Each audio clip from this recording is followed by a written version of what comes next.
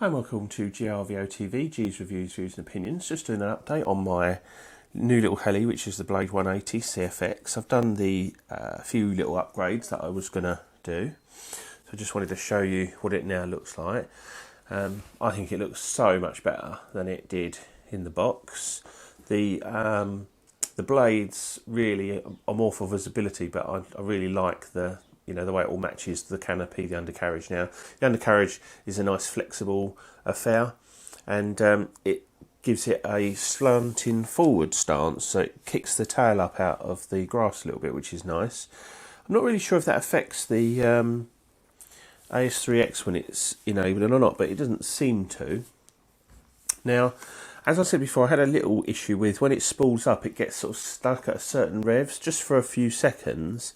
And I had it on my box and I was just taking off, and as it was in that sort of shaky mode, it slipped off the box and smashed obviously the blades on the side of the box. Luckily that was before any of the upgrades, so I was just doing a little test hover with it, and it was quite an interesting crash really, because it was surprising how much damage it did. It obviously smashed the blade. It chewed up both the tail blades, not badly, they could still be used, but it did damage them.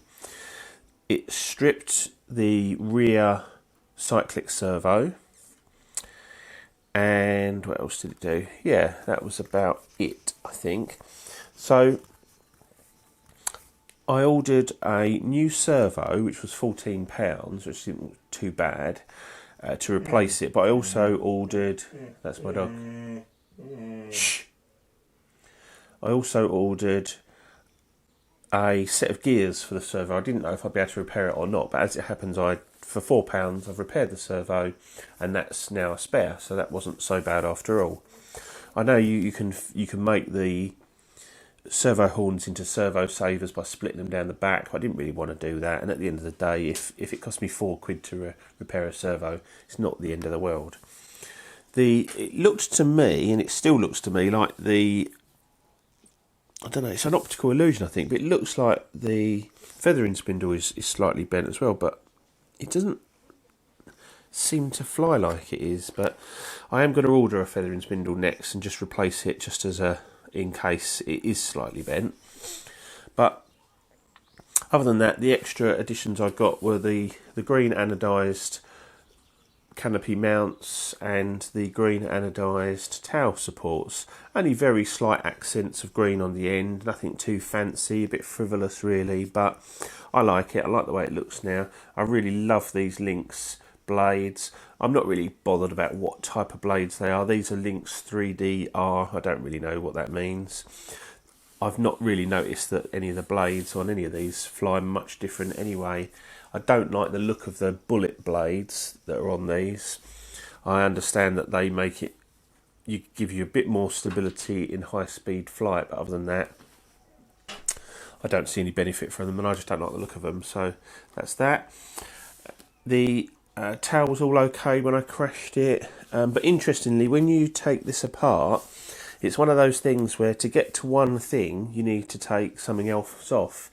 To get that off, you need to take something else off.